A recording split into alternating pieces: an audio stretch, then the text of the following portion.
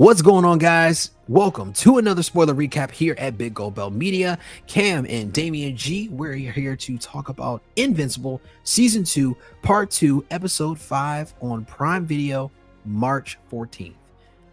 Super excited to talk about this one. This was a crazy beginning episode to the season. And Damian, this is your first time watching Invincible. So what was it like from your perspective? This being, you're just jumping in the middle at this point. So how did you feel about watching this? And for the audience who've watched our reviews before, this seems to be my thing. I'm just jumping into things in the middle of it to be like, oh, I never saw this. So I do know of Invincible. I know the Think memes. I know of the story. So I didn't watch, obviously I haven't watched the first half of season 2, but I know what's going on. I kind of caught on. So it's a lot more violent than I would have anticipated because, you know, it's an adult cartoon pretty much. So a lot of action so far. Well, this episode didn't have a lot of action. It was more saying the groundwork for Mark juggling life or attempting to juggle life. You know, we'll get into it about the Thraxans and about the Purple Boy and, you know, aliens and sequids. So there's a lot to discuss and unpack here. So I'm glad I'm jumping in the midpoint.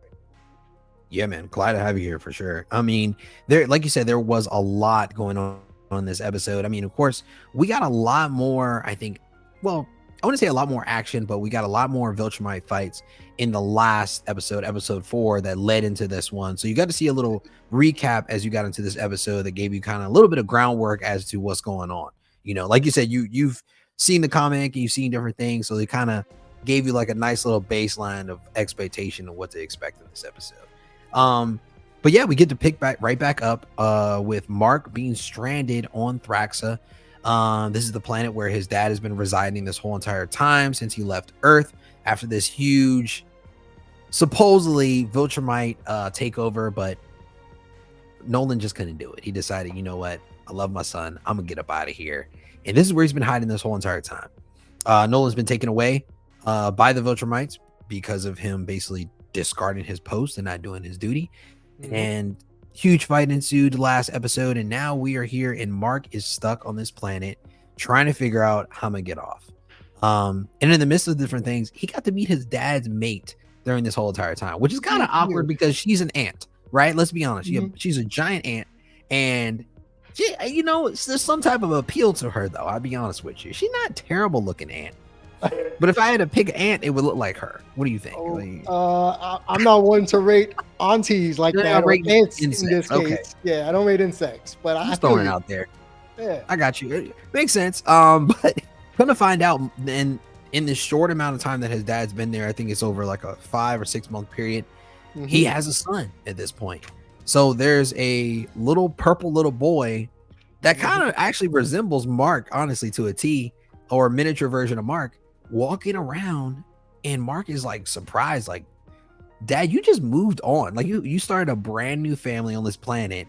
Did you forget about me and Mom? You know, like what is going on? You know, you spent, you know, all this time on Earth and now you just restarted everything at this point. So with Mark being stuck on this planet, he's trying to figure out a way, but he kind of gets closer than he wanted to the Thraxa people. Because as you see in the episode, he's talking to, I think, some of the high priest, as well as his little brother's mother has now become the queen, right? It's very beehive-ish going on right now. It's what I reminded me of, right? I'm like, little ant became the queen. Look at her go. And at this point, Mark, I don't think he really wanted to leave, to be honest with you. Because did it seem like that to you?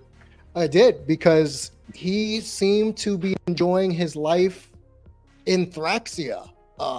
With his little brother, repairing the damage, you know, that was done to their home.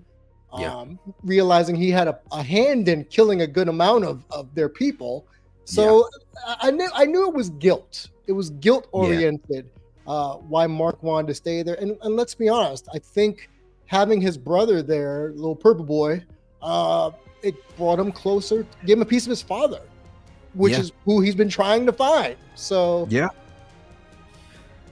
it's crazy to just even think about that sentiment of having having no siblings, being the only child this whole entire time, and then going to a new planet and you got a little purple brother that supposedly now Mark is going to have to look after, because as we know, this boy, he does progress faster than most adults, or most people, or most humans in general.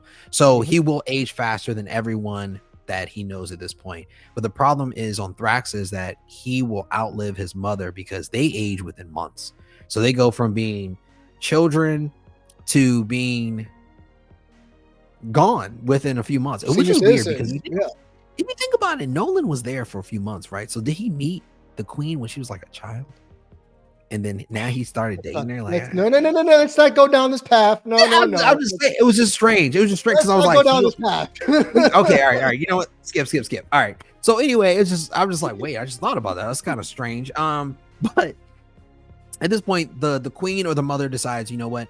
It would be better if this little boy actually grows up with Mark on Earth, to at least be around people that are humanoids, that are a little bit that age slower than she does, because like I said, within months she'll be gone, and before the little boy's even able to walk, there will be no one there that he'll even know or be able to even recognize at this point. So honestly, every year of his life he'll be raised by new people, and that's gonna be hard. It's like being a military kid and moving every year to a new school, but moving with new parents every year too. So it's like that would just be traumatizing for anyone, I think.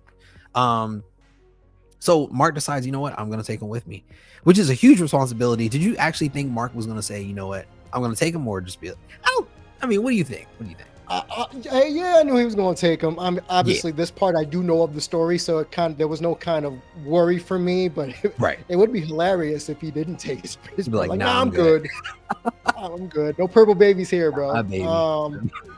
But that leads to a bigger argument and discussion about the episode overall, because Mark is trying to balance his life when he gets back to Earth. Obviously, Debbie sees him again after all this time.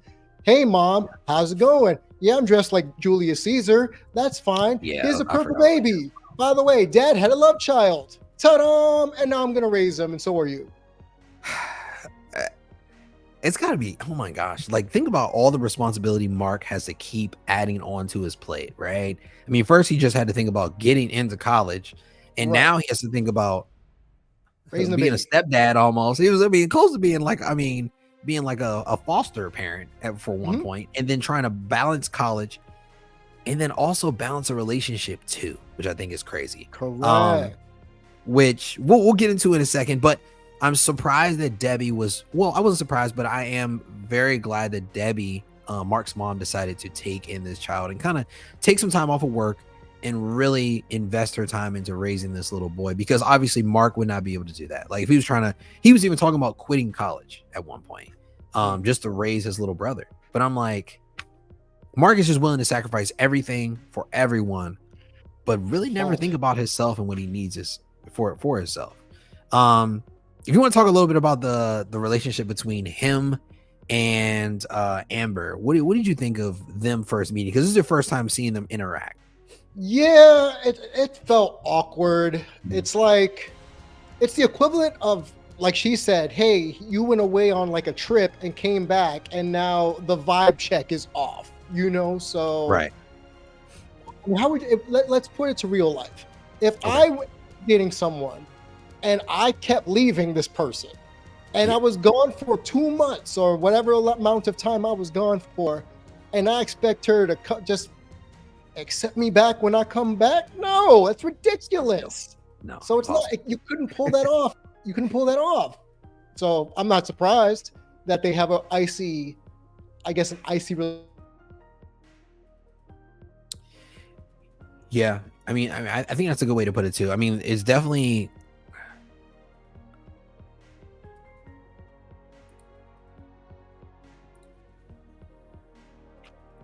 yeah, and I think that's a really big sentiment far as between Amber and Mark. Like you said, the relationship is pretty icy. It seems like, through this time of these 2 months, I think Amber had a lot of time to reconsider her relationship with Mark. Like, of course, now that Mark is here, it seems like she wants to try to make things work. But at the same time, it's like, do I really want to put forward effort into something that I feel like is not invincible, but is probably impossible at Nice this time, pun. just to use the title in there. Nice So and Amber's played by Zazie Beetz, who does an amazing job voice acting on this one. But it seems like Amber is spending more time with her friends, and that was like keeping her time occupied. And they thought she made Mark up, like he wasn't real. She thought he was, yeah. All her friends thought he wasn't real because, of course, it's like, oh yeah, I'm just waiting for my boyfriend. My boyfriend coming to pick me up. What boyfriend? He ain't girl. Who? We ain't seen him in 2 months. He don't exist. Come on, girl. They was probably like, you know what? I think Amber lying. She making up her boyfriend, which is kind of messed up. But I've seen people say that though about other people. Yep. Catfish made up person at this point. Titeo, that you said? Yeah, that's a good one. That's probably the best reference you can use. That was bad. So then we actually cut into Cecil, who's basically the head of the government right now, and then we get to see Donald, right? And we get to figure out what Donald's been going on, because when we got left off in the last episode, the last thing Donald was trying to remember is everything. Donald couldn't remember anything. He's like, where have I been for the past 6 months? Right? Like, I don't remember. I remember coming to work today, but I don't remember all much this else. stuff. Yeah, I don't remember anything else. Like, what happened with Omni-Man and this house that blew up across the street from Nolan, or like what happened? Like, where was I at? And he finally stumbles upon some footage. I think obviously in the previous episode, he stumbled upon the footage of him being in the house and sacrificing himself to, I guess, slightly slow down Omni-Man at the time. Sure. He didn't do any damage at all, but just blow his own self up at this point. So he's approaching Cecil at this point, trying to figure out what happened to me. Did you expect it to take the turn of where it went? No, I did not expect him to get Coulsoned, as I said while we were watching that's best reference. Yes, these references are on point today, by the way. That's, it's one of those things where my man died for all intents and purposes, and it turns out my man has a exoskeleton underbelly. He's just a Terminator at this point, and it's a shock to him. And like you said, he doesn't know who he is or what his memories are. So obviously you're going to put 2 and 2 together and try to get 4, but the math ain't mathing for our boy Donald. He is not pleased at all. Yeah. And I think it's so crazy that, he's been through all this different stuff and he doesn't remember any of it, at this point. So for me, it's like, how far or how deep is it going to go into what is going on with Donald, or him just knowing all this information now about himself?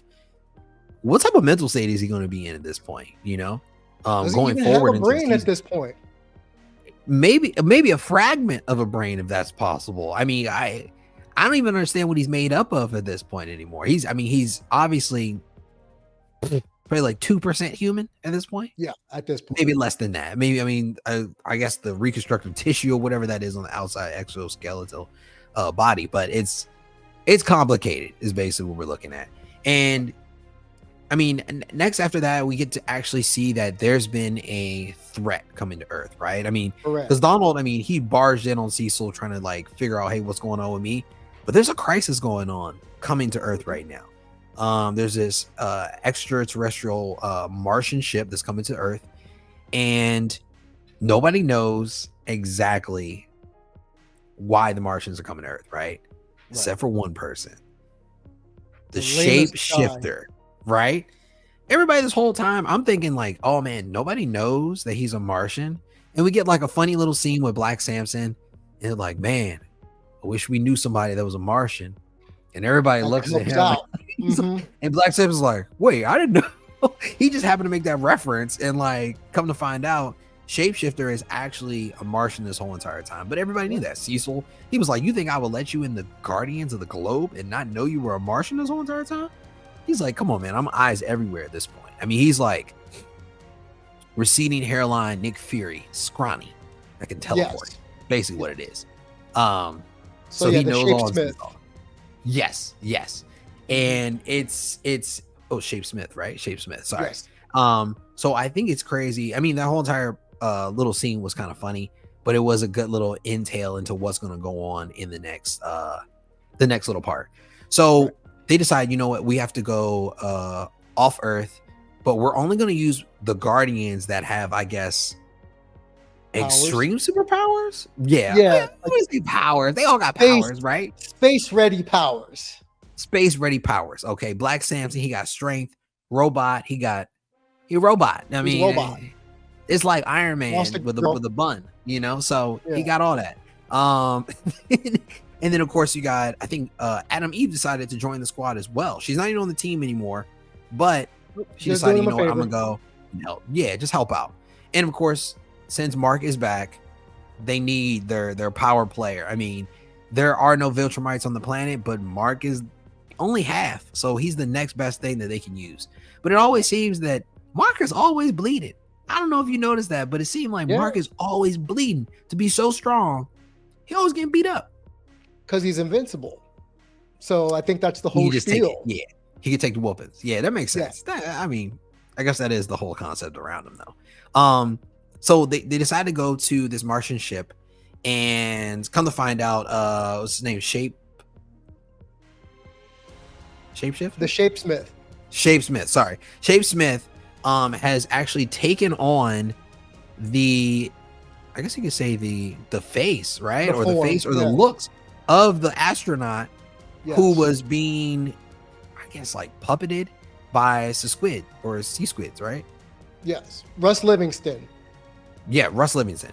So he took on his life, stole his life completely. And it's honestly his fault that Russ Livingston actually got possessed, taken over by the Sequids. Mm-hmm. Yeah, by the Sequids. So I'm like, bro, it's your fault this whole time. This is your fault. You did this. He's like, oh, sorry about that. I mean, he left him to die. Yeah, when he was trying to rescue him, but he left him to die. Yeah, he was like, oh, I gotta go.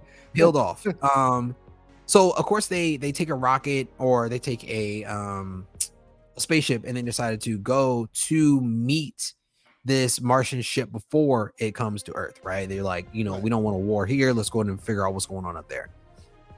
They get on this ship and they see the Sisquids, and they decide, or something happens, and they end up accidentally letting the squids know. Oh, somebody hits the squid. Who was that hit the squid? I can't remember who it was. I want to say it was Black. Oh, it was the guy that Jay Farrell's character in the show, matter of fact. And he decides to hit the squid when it's just walking, right? Because the squid is blind almost when it's by itself without its host. And he ends up punching it. And then all of a sudden, all the squids know now where they are. And then here comes this huge ensuing battle between the two of them.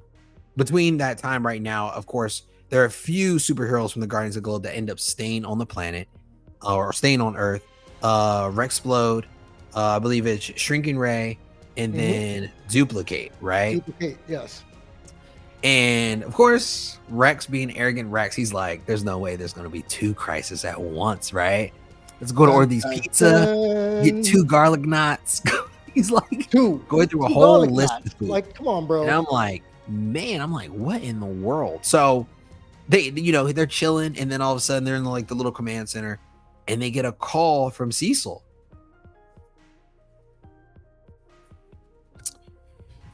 Okay, so while they're on the ship, Bulletproof ends up setting off the squids, right, by punching one of them. So, like a dummy, if he would have just let it go, then they wouldn't have seen him, right? I mean, because they're blind without their host. So punches the squids, and of course, this huge battle starts ensuing. And then we cut away, and then we figure out that Rex, who's Rexplode, as well as Duplicate and Shrinking Ray, end up staying on Earth, right? They're just chilling, ordering pizza, garlic knots, right? 2 orders of it, matter of fact, at this point. Right. And they get a call from Cecil. And Rex is like, oh, Cecil's just calling to wish us a great time, to check in and make sure we're doing okay about our pizzas. And they're like, no, we gotta issue. So we get to see I believe the Lizard League, who you actually got to see in the solo intro of Adam Eve earlier last year. we get to see, I guess, the Lizard League Part 2, where the young prince is actually grown up and he's like the leader of the league. So it's three different lizards in this league, I guess you can call it. And they're trying to take over this military compound. The other guardians that are on Earth, they get called in, and it is a crazy fight scene. Walk us through it, man. What did you think? Just seeing, I think this was like the first scene to really get to see the damage or the carnage of a fight. What did you think of it? It was grotesque, just to be blunt. You know, Duplicate catches that ass whooping. Badly. Rex gets beat up so bad he gets shot in the head. You know, Shrinking Ray gets eaten, and you think she's gonna pull through during the fight and explode out of the man's digestion. Yep. So, real grotesque is the way I'm gonna say that. Yeah, it was insane, and honestly, that Shrinking Ray, how she got eaten and tried to like blow the guy up from the inside, it made me think of Ant-Man, right? Because I was exactly like, everybody keeps thinking about like, Ant-Man, why didn't he just, Thanos, boom? But that probably would have happened to him if that was the case, which I thought was crazy. So I was like, man, that's a different way to look at different things in here. But honestly, Rex is able to come through in the clutch, man. There's a lot of, like you said, a lot of damage. Yeah. Shout out to adrenaline. Okay. It's a natural drug that gets you through. And at this point, this is one right here for sure.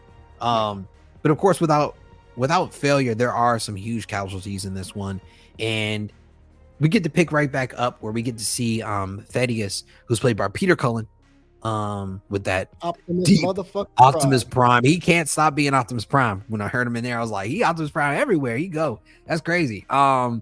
And he's talking to Alan, and Alan the alien, who's played by Seth Rogen, by the way, he's not even hiding that he's Seth Rogen. That's Seth Rogen 100%. Yeah, Seth Rogen in a strong body. That's what it is. So we get to see Alan has been in this, like, I want to call it a hyperbolic chamber. What do you want to call it? Superhero chamber? I don't know. It's like a strength chamber, right? It's been like trying to get him to the next level. It's like seeing Goku in that chamber before a fight. And he's like, I'm coming out. I'm ready. He comes out swole. Alan is like 3 times as big as he was. And he was trying to figure out like, whoa, I don't remember being this big when I was in here before, So we get to kind of close out with that. Was there anything you think we missed on that we like need to touch on in this episode? No, I think we hit everything on the head. The Guardians are in space. They're kind of getting screwed with the Sequids right now. Mark's trying to juggle his love life, his personal life, and his brother and his mom. Nolan, we don't see for 99% of the episode. Right. Until the end, where we find out he's, being, I guess, detained by the Viltrumites for his execution. So, and that's the post-credit stare. So I think it's a pretty good way to bring us back to the world of Invincible. And it's only going to get more grotesque from here. Yeah, for sure. If you had to rate this episode, what would you rate it, though, out of 5? 7. Oh, we're doing out of 5? 3. 3? Okay. I give it about 3.5. I think it was a pretty good episode. And definitely, like you said, a great segue into the next episodes coming up. So I'm excited to see where it goes, honestly. Make sure you guys go check out Invincible Season 2, Part 2, Episode 5, out on Prime March 14th. I'm Cam. This is Damian G. Thanks for checking us out here at Big Gold Belt Media. And for more content just like this, make sure you check us out at biggoldbelt.com. Until next time, peace. I